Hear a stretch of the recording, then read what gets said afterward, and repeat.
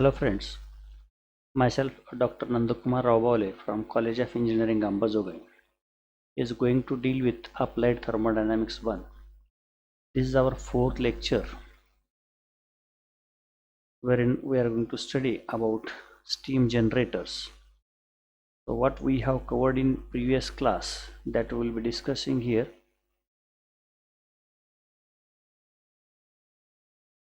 In detail.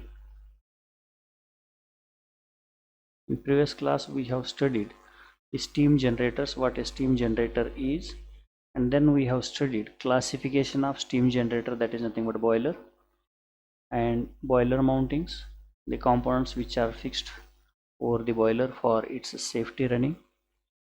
Then we studied boiler accessories, the devices which are working along with the boiler in order to enhance its efficiency or to recover maximum amount of heat generated by combustion of fuel. Then we studied low pressure boilers, where we studied Cochrane boiler, Lancashire boiler, Babcock Willox boiler, locomotive boiler, such boilers which are producing steam at the pressure below 100 bar. Then coming to the high pressure boilers, we studied 5 high pressure boilers, and then now we will be moving to the next lecture wherein we will be discussing about calculation of steam enthalpy. Just a review which already we have studied in the previous class, and then evaporation capacity of a boiler, then evaporation rate, equivalent evaporation, factor of evaporation, boiler efficiencies, and factor affecting boiler efficiency. These things we will be discussing in today's lecture in detail. So coming to the process of steam generation. So how steam is generated and which kind of heats are absorbed by steam to convert that water into steam. So let us consider the ice which is at minus 50 degrees Celsius. This ice we want to convert into steam at a temperature of 500 degrees Celsius, which is superheated temperature. And how this steam is converted into, how this ice is converted, this is actually ice which is to be converted into steam at 500 degrees Celsius. How to convert it into steam at 500 degrees Celsius, that we will see. Initially, when we want to convert this ice into steam, first we supply heat to increase its temperature from minus 500 degrees Celsius to 0 degrees Celsius. So here what we do, we supply heat to increase the temperature of ice from minus 500 degrees Celsius to 0 degrees Celsius. This is a sensible heat. Sensible heat absorbed by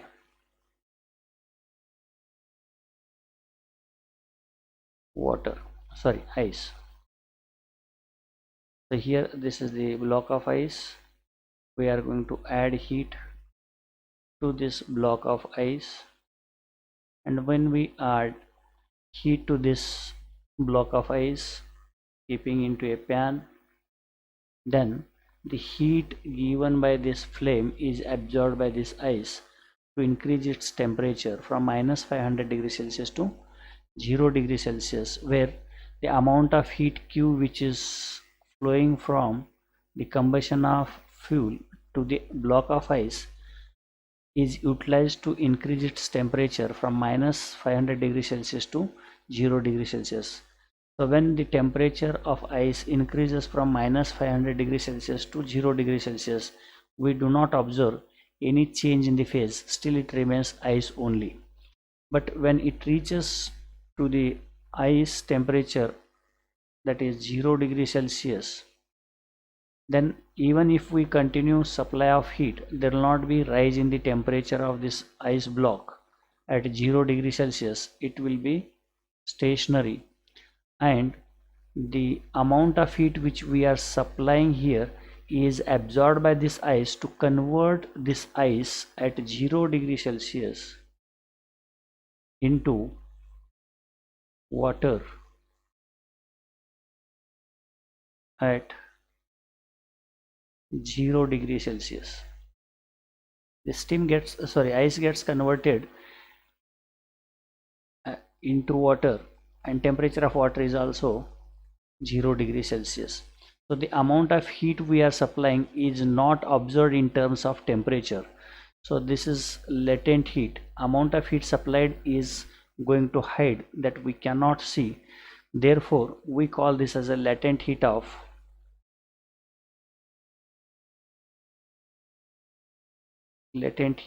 fusion. What this latent heat of fusion? Amount of heat which is supplied is not observed, that is going silently into the ice, and here we can see the phase change.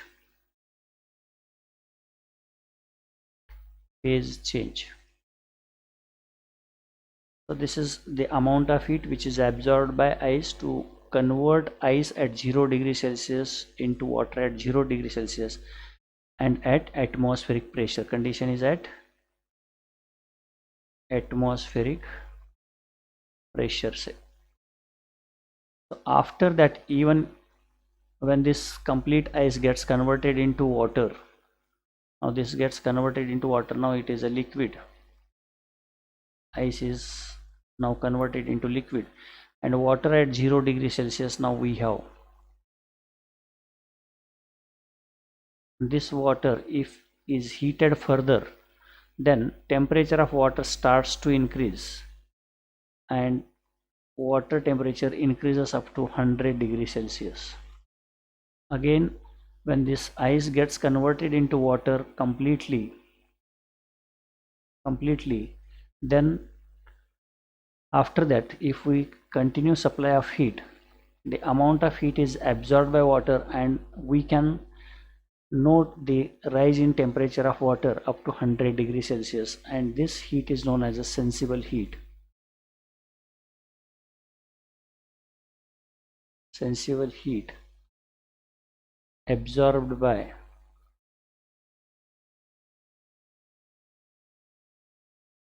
water. So this first amount of heat is sensible heat, then second is nothing but latent heat of fusion, then third one is again sensible heat of liquid or water.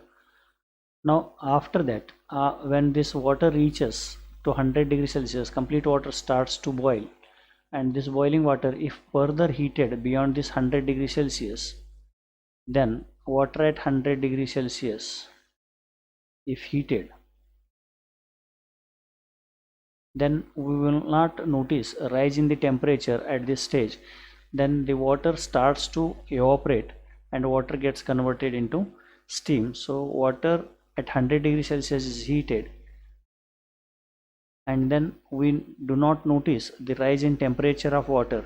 Water starts to boil, but boiling water also will have temperature of 100 degrees Celsius, and this water gets converted into steam when we supply heat beyond 100 degrees Celsius. There is no change in the temperature. Again, this is known as a latent heat. Heat is supplied, but there is no change in the temperature. That's why we call this as a latent heat. Latent heat of vaporization or evaporation. Latent heat of vaporization. This is called as a latent heat of vaporization. Then if we further heat this steam, this steam water gets converted into steam at 100 degrees Celsius. When it gets converted into steam at 100 degrees Celsius completely, then we call it as a dry saturated steam. We call it as a dry saturated steam. Dry saturated steam. If we further heat this dry saturated steam, which is at 100 degrees Celsius, steam which is at 100 degrees Celsius, we call this as a steam or dry saturated steam. We can call this as a dry saturated steam. This dry saturated steam is further heated. Dry saturated steam is further heated.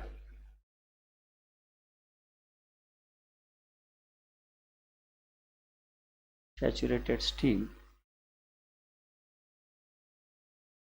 further heated, and the temperature of steam increases beyond that and start to increase above this. We call that temperature as a temperature of superheated steam, T-soup. So this is also sensible heat. Sensible heat of superheated steam, we can say. So if we see on the graph, initially if it is the ice, when we supply heat, there will be a rise in the temperature of the ice. If we see on the graph, temperature on y-axis and Q heat on x-axis. With supply of heat, there will be rise in temperature of ice, say for example minus 500 degrees Celsius, for example, up to 0 degrees Celsius. There will be rise in the temperature. After that, if we supply heat, the temperature will not increase, it remains constant, and the phase change takes place. The ice starts to melt and it becomes water, and there will not be rise in temperature. And again after 0 degrees Celsius, if we start to heat that water, then temperature will change, increase gradually along with the supply of heat up to 100 degrees Celsius. And if we further heat this water which is boiling at 100 degrees Celsius, the amount of heat which is supplied will not affect to rise its temperature. Temperature remains constant, but water gets converted into steam at 100 degrees Celsius. So at this point we get steam which is known as a dry saturated steam, and if we further heat this steam, again temperature will increase above this up to temperature of superheated steam. It depends on the amount of heat which we supply. So this is the first point.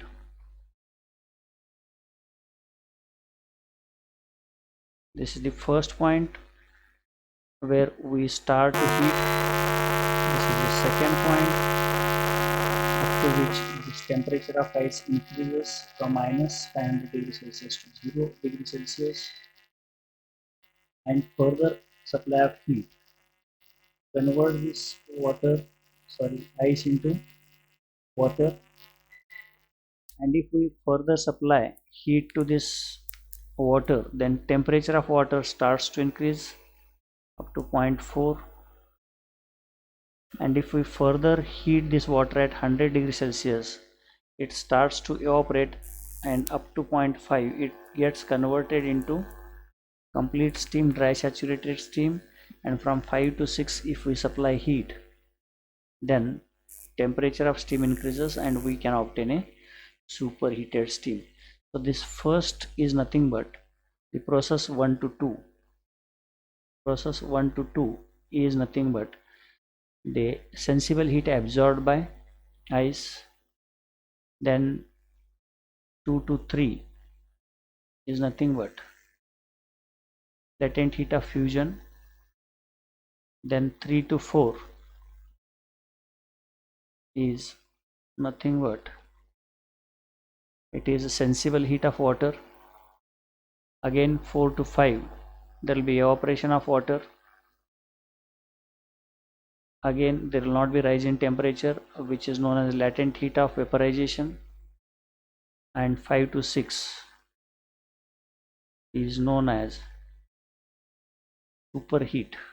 We call this as a superheat, or steam is superheated.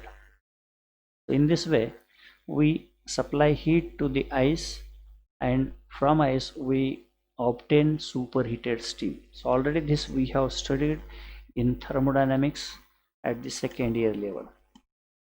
Now this is necessary to know what is sensible heat, what is latent heat, and what is superheat. So these three kinds of heats that we have studied here.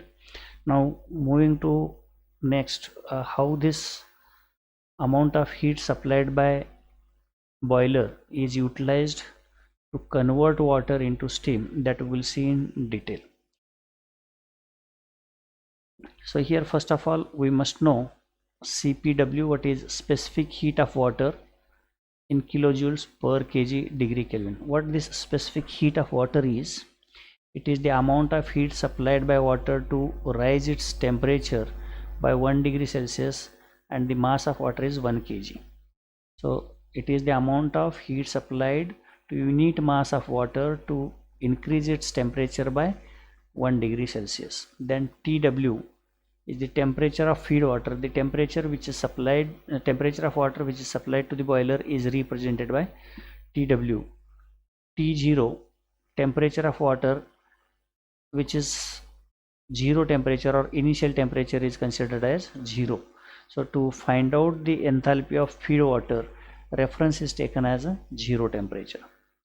Then X is the dryness fraction of steam, nothing but the amount of water converted into complete steam, that is the ratio of the water particles in suspension to the mass of steam, that is nothing but dryness fraction, or it is percentage of steam converted into complete dry saturated steam.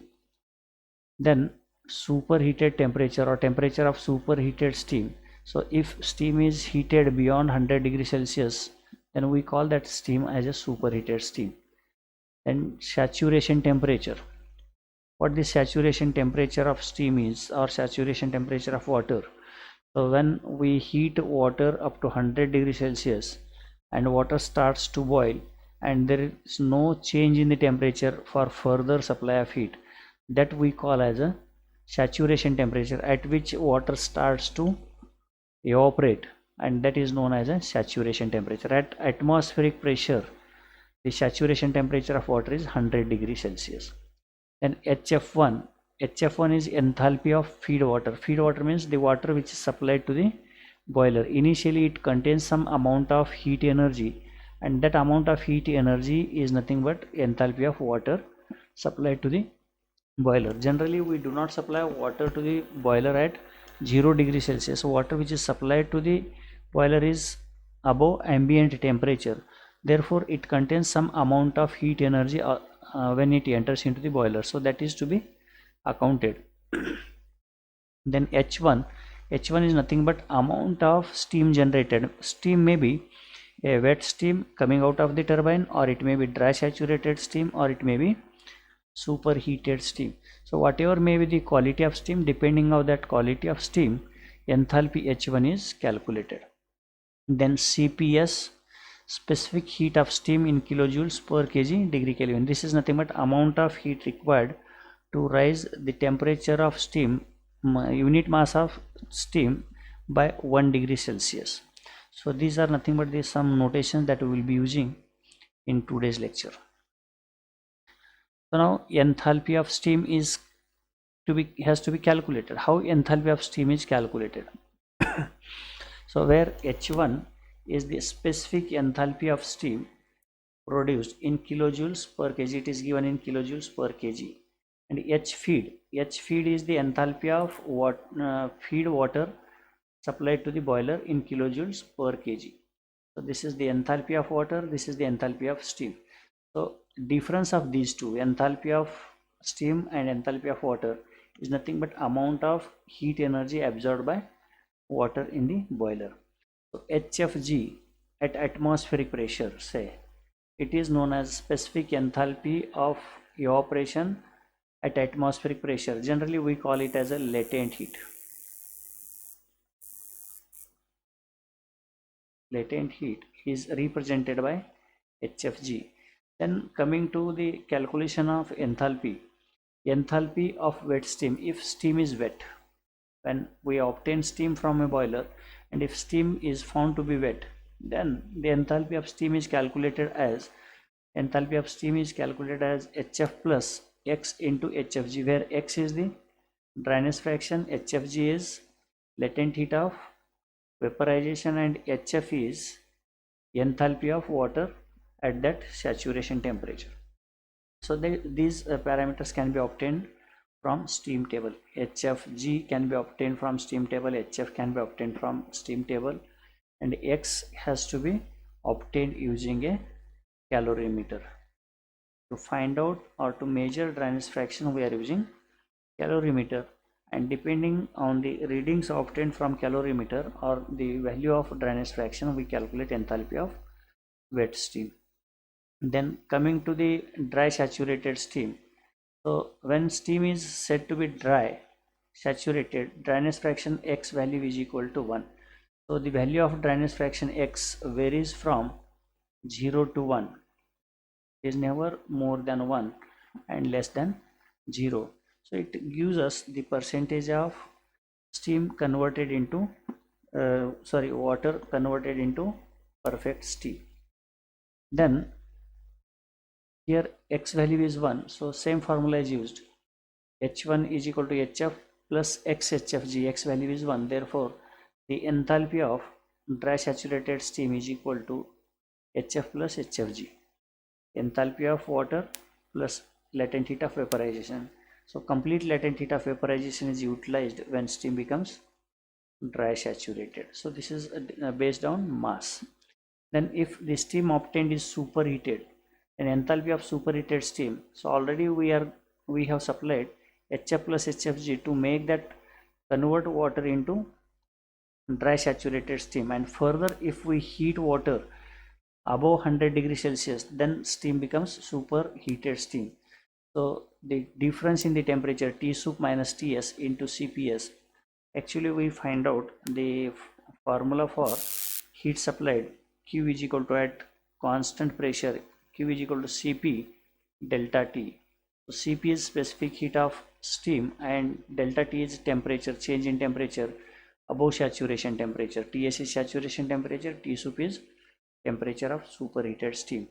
So now when we supply water to the boiler, so generally we are not supplying water to the boiler at 0 degree Celsius. We are not supplying water at 0 degree Celsius. Maybe water may be at temperature above ambient temperature, above atmospheric temperature or ambient temperature.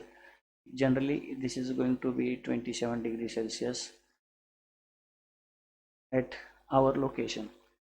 So here enthalpy of water which is supplied to the boiler is not going to be 0, or it is not supplied at 0 degree Celsius.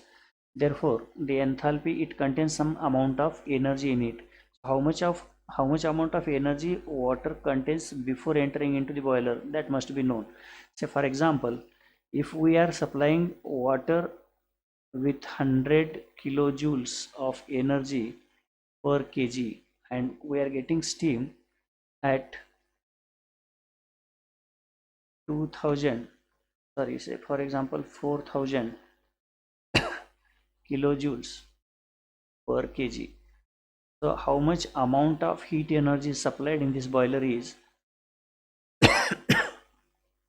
4000 minus 100, that is nothing but we have supplied 3900 kilojoules of heat energy in the boiler. So already water which is entering is carrying heat energy along with it, that is the enthalpy of water is 100 kilojoules per kg. So initial energy is 100 kilojoules and we know final energy of that steam. Therefore amount of energy which is supplied to the water to convert it into steam is 3900 kilojoules per kg. That means the amount of heat which is generated by combustion of fuel is utilized to convert water already which was having energy of 100 kilojoules per kg, and we are going to obtain steam at 4000 kilojoules per kg. The work of boiler to add energy into the water is 3900 kilojoules per kg. So this is the initial enthalpy of water when it enters into the boiler, and that is given by HF. So here temperature of water we know, and temperature of water at 0 degree Celsius, T0 means 0 degree Celsius. So if we are supplying temperature water at 0 degree Celsius, then we assume that water is entering without heat energy along with it into the boiler. So coming to evaporative capacity of a boiler, what this evaporative capacity is. The evaporative capacity is nothing but quantity. It is the quantity of steam generated, amount of steam generated or quantity of steam generated by a boiler in kg per hour. In 1 hour, how much of heat steam is generated by a boiler, that too at full load. When boiler is running at full load is known as evaporative capacity. Say for example, one of the boiler is generating 50 tons of steam per hour. So tons can be converted into kg. Maybe say for example 1 ton is equal to 10 quintal, or that is 1000 kg per hour. So 1 ton is equal to 1000 kg per hour. If it is generating 5 tons, then it is generating 5000 kg per hour, and that is known as evaporative capacity of a boiler. Then steam generation rate can be expressed. Steam generation rate can be expressed on the basis of grate area, furnace volume, mass of fuel. So steam generation rate can be expressed on the basis of grate area, furnace volume, or mass of fuel burned. So for example, if a boiler is generating 100 kg of steam per hour, so it can be expressed in three ways. If we know grate area, 100 kg divided by area of the furnace grate A, 100 divided by A, area is given in meter square. So 100 divided by A, kg hour per meter square, kg per hour meter square may be the way how we express steam generation rate, or it can be expressed as 100 kg per hour depending on volume of furnace V meter cube. Volume is given in meter cube, or it can be given on the basis of mass of fuel burned. So 100 kg of steam per hour divided by mass of steam, that is ms. So this steam generation rate can be given in three ways: in terms of mass of steam generated per hour per unit area of the grate, or it can be given as the mass of steam generated per hour per unit volume of the furnace, and it can be given in terms of mass of steam generated in 1 hour with respect to the mass of fuel burned. So this is mass of fuel burned, mf. Evaporative capacity of boiler is the main specification. It is the main specification necessary for design of grate, furnace, and heating surface. But to know how much should be the heating surface, how much should be the size of grate, and how much should be the volume of furnace, to find out grate area, volume of furnace, and heating surface area, so it is necessary to know evaporative capacity. Evaporative capacity plays very important role to explain the to find out the design of the boiler. So in order to design, it is very essential, or it is very important to know the evaporative capacity of boiler. Depending on evaporative capacity of boiler, the grate, furnace, and heating surface are designed. Coming to next, that is evaporation rate. evaporation rate is given, as we know already, it is explained that evaporation rate is expressed in three ways. Evaporation rate on the basis of great area, that is mass of steam generated in kg per hour, mass of steam generated in kg per hour divided by area of grate, that is kg per hour per meter square. This is one way of representing evaporation rate. And second evaporation rate is on the basis of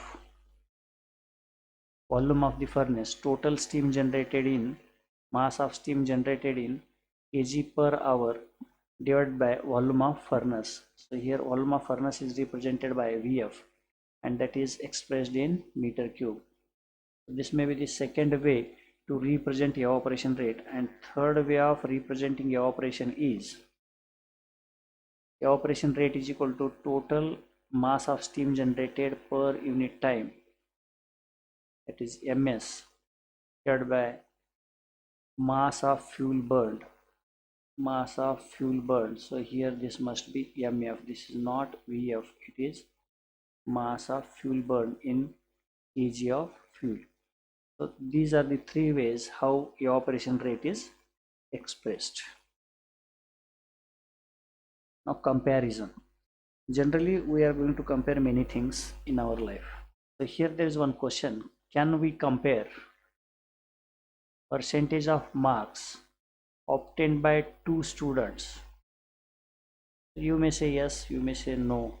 So my answer is no, we cannot compare. We cannot compare two students unless we know detailed information about the two students, such as what information is required, whether both students are studying in same class, then only we can compare. Say for example, one student is studying in first standard, another is studying in 10th standard, then we cannot compare the percentage of marks obtained by these two students. And second parameter is in same faculty, whether both students are in same faculty or not. One student is studying in engineering and one student is studying in arts faculty. We cannot compare percentage of marks scored by the student in arts faculty with the marks scored by a student in engineering faculty. So why? The syllabus, content, question paper, everything is different, and it is not valid, or it is not justifiable to compare two students studying in different faculties. Whether both students are studying in same medium, there may be one of the students studying in Marathi medium, one student is studying in English medium. So here to write the examination for a student of Marathi medium may be easier, and for the student studying in English medium may be difficult because his mother tongue is Marathi. It may not be easy for that student to appear in the exam as a student of Marathi medium writes fluently or lucidly. Then getting same kind of study material or not. Say for example, there are two students, those who are studying in same class, but one of the student is a son of rich person and he is going to get sufficient amount or sufficient quantity of material, study material, and therefore he studies well, he gets more facilities. And if a student is having no facilities or is belonging to poor family, then he may not get sufficient study material, and the marks scored by a student or a son of a poor person may not be compared with the son of a rich person. So that comparison is not a valid. So now if two students are having same family background or not, depending on these parameters, whether to compare marks scored by two students or not, that we have to decide. Generally some of the factors allow us to compare two things and some of the factors do not allow. Say for example, if we are going to have the race of a donkey as well as a horse, so that will not be a valid race because horse is having good quality to run, whereas donkey is not having that quality to run over the road. So therefore the comparison is invalid. So in the same way, in order to compare two boilers, there must be a same ground or at the same ground we can compare. If two students are studying in same class, in same faculty, medium is same, both are getting same study material, and family background is also same, then we can compare percentage of marks scored by these two students. Otherwise we cannot compare percentage of marks scored by two different students. So there must be some basic background or base to compare two things. So here why I need to explain comparison of two students is, when we want to compare two boilers depending on your operative capacity whether it will be valid or not. How to compare two boilers? For that, what is to be done, that we have to study. Now coming to this equivalency operation. What this equivalency operation and why this term equivalency operation has came into existence. The term evaporative capacity becomes misleading. It becomes misleading. It does not give a proper meaning.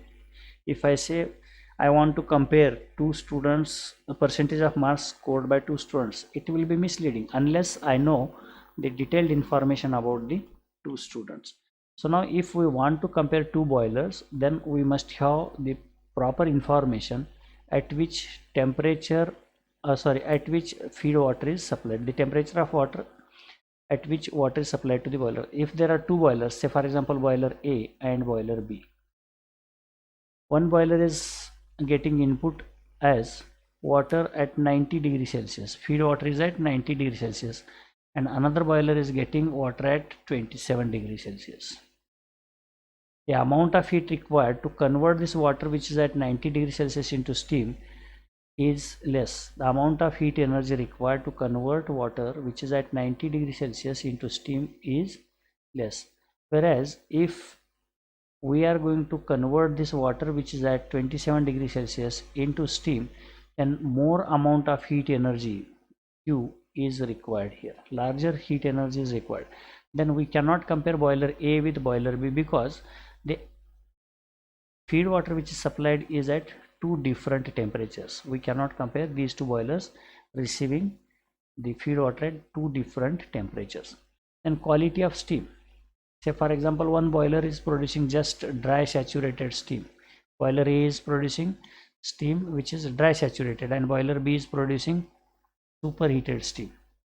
So here we cannot compare two boilers. Say for example, boiler A is producing dry saturated steam, and that dry saturated steam is, say for example, 100 kg per hour, and a boiler B is producing steam which is superheated but it is 80 kg per hour.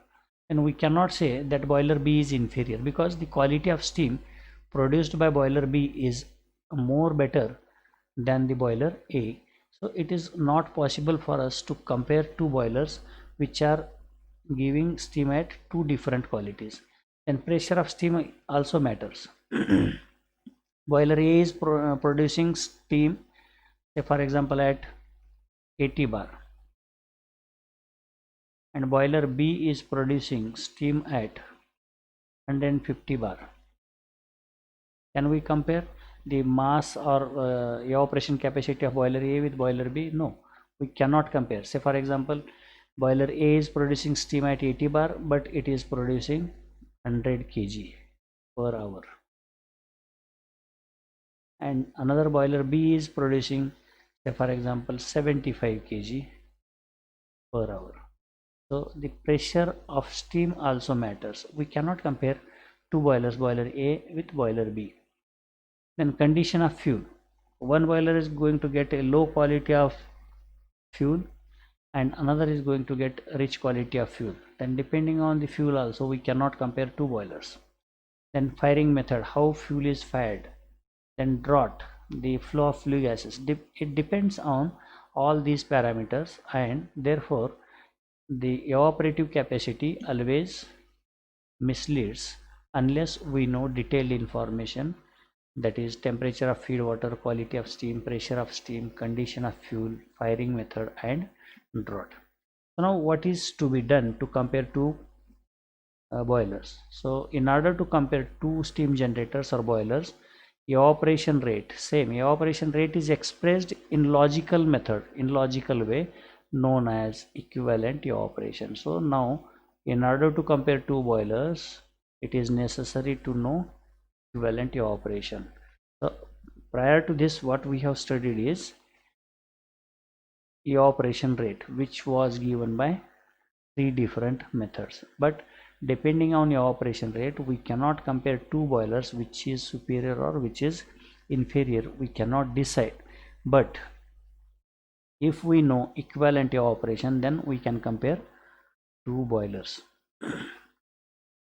Now coming to equivalent evaporation, what this equivalent evaporation is?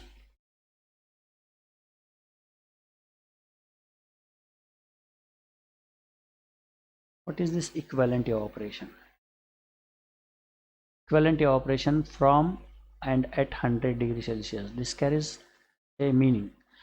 So what this from and at 100 degrees Celsius? So to convert water from 100 degrees Celsius into steam at 100 degrees Celsius. So it is the evaporation. Equivalent evaporation is evaporation of 1 kg of water which is at 100 degrees Celsius. Water must be at 100 degrees Celsius to dry saturated steam at 100 degrees Celsius. It is nothing but amount of heat energy which is supplied to the water which is at 100 degrees Celsius for unit mass of water to convert it into dry saturated steam at 100 degrees Celsius. This 100 degrees Celsius is the saturation temperature of water at atmospheric pressure. This saturation temperature changes with the pressure. So at atmospheric pressure, the saturation temperature that we call as a boiling temperature of water at atmospheric pressure is 100 degrees Celsius. Then equivalent evaporation of 1 kg of water from and at 100 degrees Celsius requires 2256.9 kilojoules of heat energy. That means if we take 1 kg of water which is at 100 degrees Celsius and we want to convert this water which is at 100 degrees Celsius into steam at 100 degrees Celsius, and this steam must be dry saturated, then amount of heat energy which is supplied to convert this water at 100 degrees Celsius into steam at 100 degrees Celsius is equal to 2256.9 kilojoules per kg. So this is nothing but latent heat of vaporization. Indirectly, this latent heat of vaporization is known as equivalent evaporation or amount of heat energy which is supplied to the water in a boiler. So now factor of evaporation. What is this factor of evaporation? Factor of evaporation is nothing but a ratio. What is this ratio? A ratio of what it is? The actual heat absorbed. What this actual heat absorbed? Say for example, we have water at 90 degrees Celsius and we converted this water into steam. Water at 90 degrees Celsius is converted into steam at 150 degrees Celsius. The amount of heat energy this water is absorbing starts from 90 degrees Celsius, and from that we are going to obtain steam which is at 150 degrees Celsius, and that we call as a superheated steam. Superheated steam. So this is superheated steam. So here amount of heat energy which we supply is, say for example, Q1. Q1 amount of heat energy supplied. Now if we are supplying water to the boiler at 10 degrees Celsius and this water is converted into steam again at 150 degrees Celsius, superheated steam is obtained.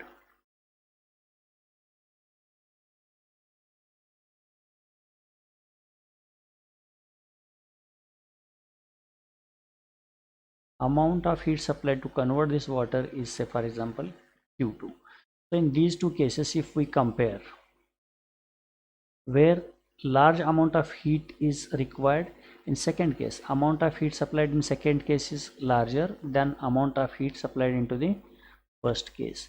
So it is the amount of heat supplied in a boiler to convert it into steam, actual amount of heat. So below this 90 degrees Celsius, the amount of heat is already existing. So 0 to 90 degrees Celsius, when water is entering, it has got some amount of heat energy before it enters, Qi1.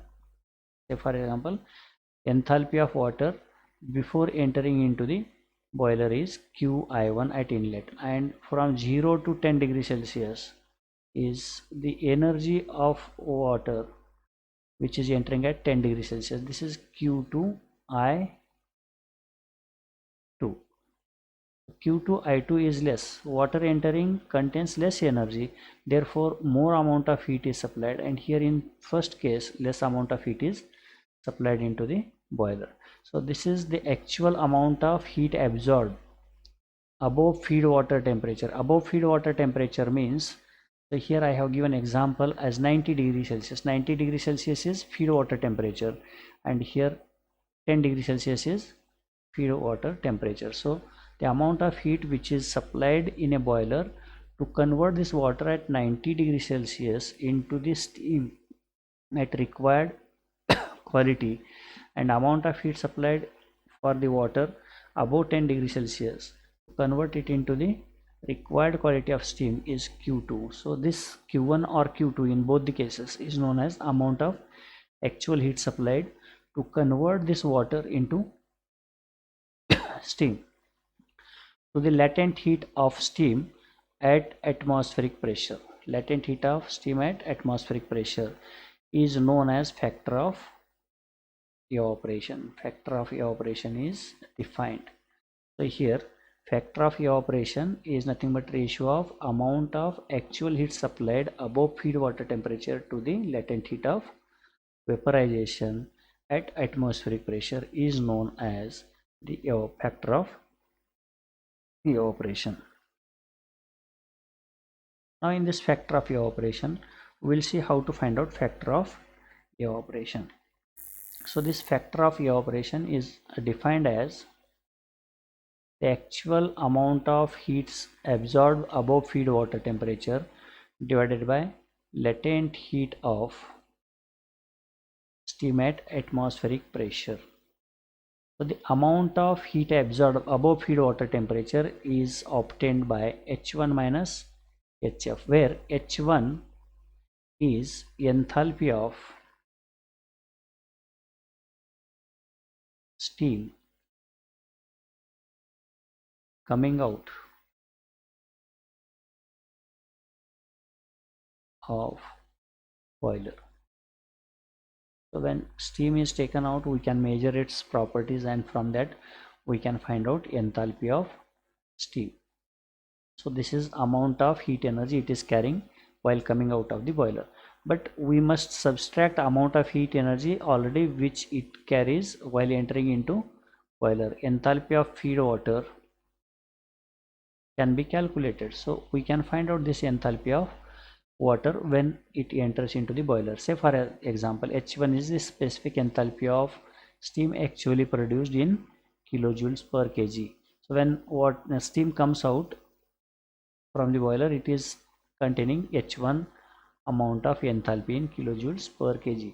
But we know that when water is entering into the boiler, that is carrying some amount of heat energy along with it, and that is nothing but H heat.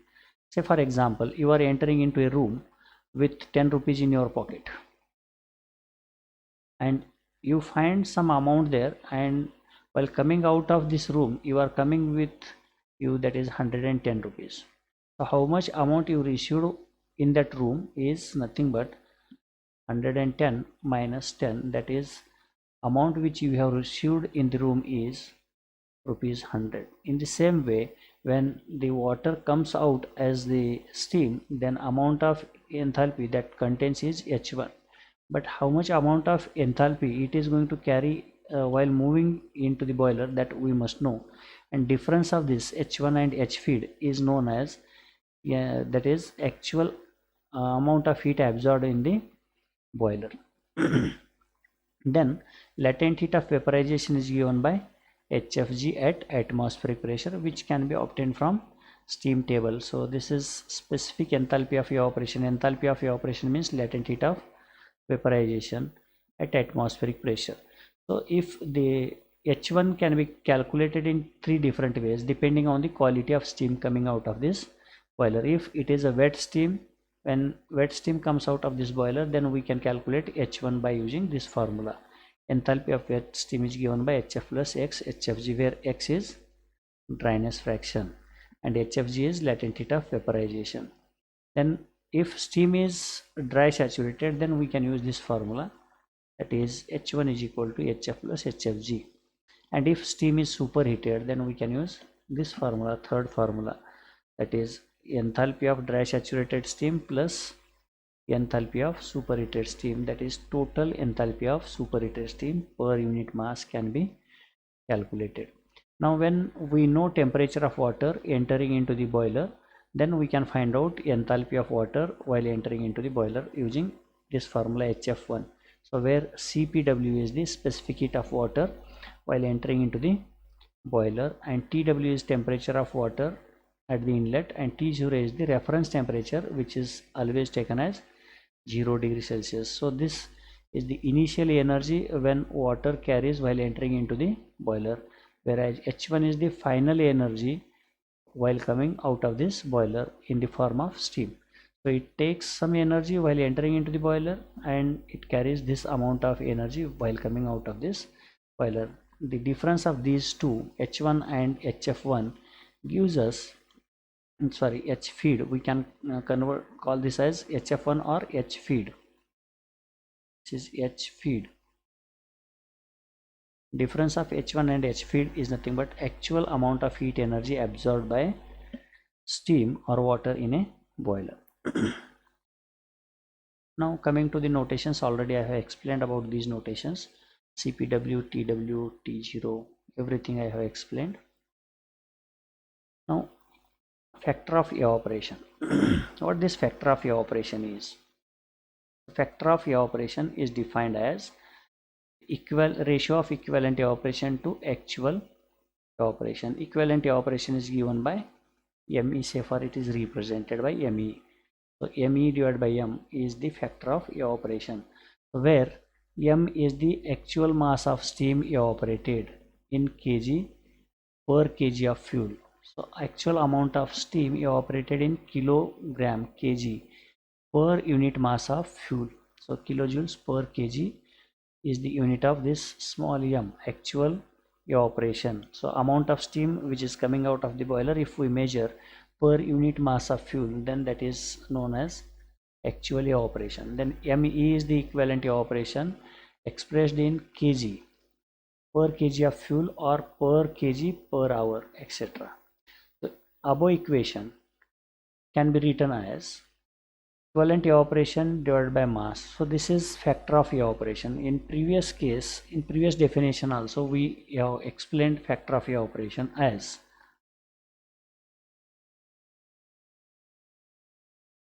factor of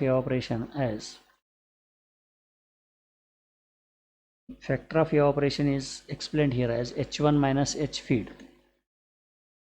H1 minus H feed divided by HFG at atmospheric pressure. This at atmospheric pressure. So factor of evaporation is defined by this equation number 1. Equation number 1.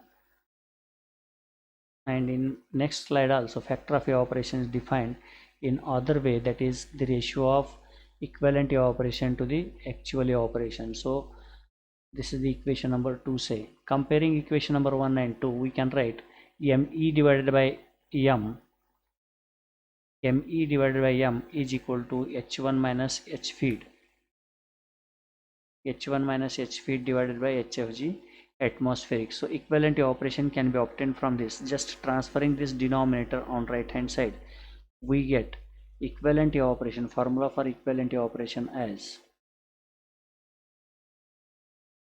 Me is equal to H1 minus H feed divided by HFG into M. So this is at atmospheric pressure. This is not the term in multiplication, it is actually suffix. So now coming to boiler efficiency, what this boiler efficiency is. So generally we define efficiency as output divided by input. So in case of boiler, what is input is nothing but amount of heat liberated by the combustion of fuel. So this is nothing but amount of heat which is liberated by combustion of fuel. We burn fuel and from that heat energy is produced, and that heat energy produced in the combustion chamber of a boiler is known as heat energy liberated, or that we call as a input. Heat energy is input. Then what is output? So output is not the steam, it is nothing but amount of heat absorbed by steam in a boiler per unit time. Say for example, steam absorbs heat energy in 1 hour. So amount of heat energy absorbed by steam or water to get it converted into steam, that is nothing but output. So output is actually steam, but steam comes along with the enthalpy or heat energy. So heat energy taken by steam divided by heat energy supplied by combustion of fuel. So see here, amount of heat energy absorbed can be obtained as H1, see here, H1 minus H feed. Already we have seen this. What is H1? H1 is the nothing but amount of heat energy which is carried by steam while coming out of the boiler, and H feed is nothing but amount of heat energy carried by water while entering into the boiler. So net gain of heat is H1 minus H feed. So actual amount of heat absorbed by water to convert it into steam is H1 minus H feed. So this is nothing but per unit mass. So if ms is the mass of steam, so ms into H1 minus H feed is the amount of heat energy taken out by steam. When steam is coming out, or when steam comes out, the amount of heat energy absorbed by steam is given by ms into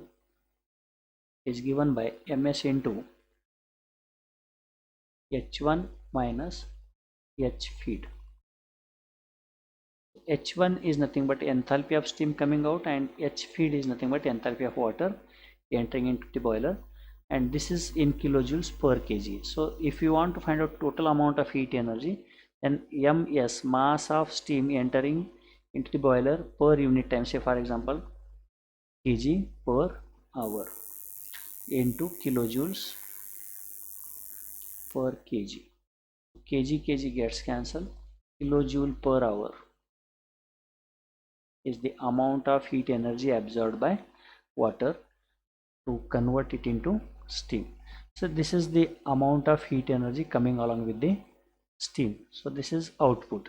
And what is input? So we are going to burn fuel. So mass of fuel burned per unit time, say for example kg per hour. mf kg per hour is the mass of fuel burned, and if we burn the fuel, it liberates heat energy, and the amount of heat energy liberated by fuel is known as a calorific value, and this calorific value is expressed in terms of kilojoules per kg. So if we burn unit mass of fuel, then how much amount of energy is liberated by the fuel is known as calorific value of fuel. So into kilojoules per kg, kg gets cancelled. So again kilojoules per kg. So unit of this is amount of heat energy supplied, Q supplied by fuel is nothing but QF, and QS is nothing but amount of heat energy absorbed by water to convert it into steam. Therefore boiler efficiency is given by amount of heat absorbed by steam divided by amount of heat energy liberated by fuel into 100 is nothing but efficiency of boiler. So now coming to next slide, we see here efficiency of boiler is given by the ratio of actual amount of heat energy absorbed. Actual amount of heat energy absorbed is nothing but ms.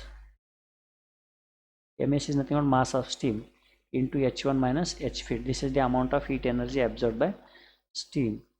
You can see here mass of steam in kg per hour into enthalpy of steam or steam heat minus enthalpy of feed water divided by mass of fuel into heating value of fuel. So that is given by ms into h1 minus h feed divided by mf into cv, where ms is the mass of steam in kg per hour.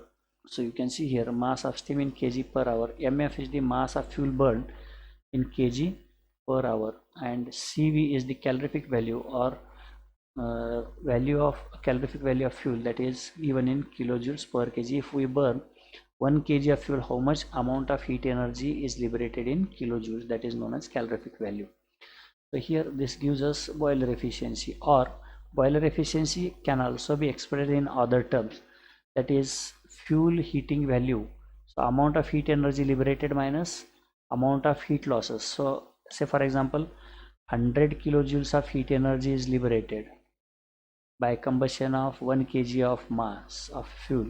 Out of that, say 20 kilojoules of heat energy is lost in radiation, conduction and along with the flue gases. So only 80 kilojoules of heat energy is utilized, that is fuel heating value per kg minus losses per kg is nothing but 100 minus 20, that is equal to 80 kilojoules. For example, this one is, then fuel heating value, that is in kilojoules per kg, that is nothing but calorific value of fuel. We call this as cv.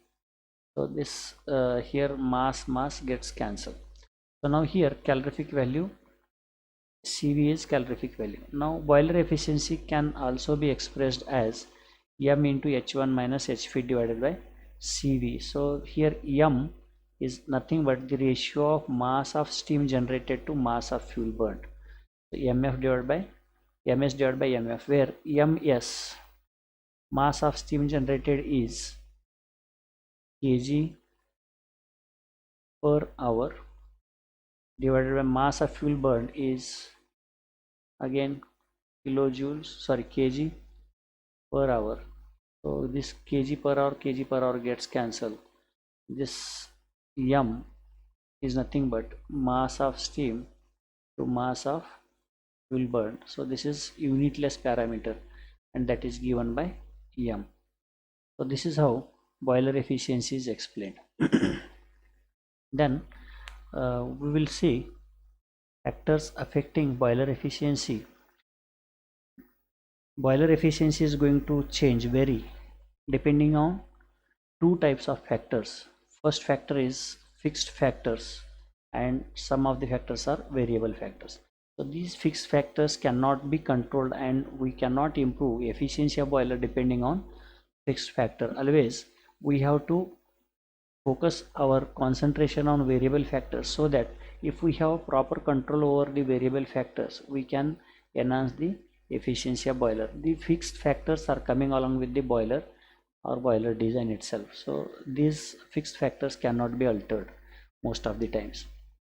So now we will see what are the fixed factors which influence the boiler efficiency. The boiler design. Boiler design is made before its fabrication, and depending on that boiler design, the arrangements are made, that is flow path of hot gases or water, then effectiveness of heating surface. Depending on design, the heating surface has got some effectiveness depending on material and all, so that cannot be changed. The shape of furnace we cannot change, volume we cannot change, already it is fabricated. Then flue arrangement, how the gas flows take place, that cannot be altered. Once boiler is designed and manufactured, these factors cannot be altered. These are the fixed factors. Steam and water circulation, how water is circulated, if it is using a pump or natural circulation is there, that we cannot change, already it is designed and fabricated. Then built-in losses, heat transfer properties of material used. So if a material which has low thermal conductivity is used to manufacture boiler, then we cannot change such material because it is the part of a boiler. So now heat recovery equipment, air preheater, we cannot change, already it is installed. Economizer is already installed, superheater is already installed. So these are the fixed factors and also affect on overall efficiency of the boiler. Then fuel properties. Fuel properties, say for example a boiler is designed to work on say gaseous fuel, and we cannot change the gaseous fuel, or we cannot use the solid fuels in a boiler which runs on the gaseous fuels. So depending on the properties of fuel, we cannot change the efficiency or we cannot enhance the efficiency if we focus on these. But these factors can be improved if we consider these factors at the time of design of boiler. But once boiler is designed and manufactured, then we cannot change these parameters and we cannot enhance the efficiency. Therefore these are the fixed factors over which there is no meaning in focusing in order to enhance the efficiency of a boiler. But there are certain variable factors over which if we concentrate, efficiency of boiler can be enhanced. So what are the variable factors? Fuel condition.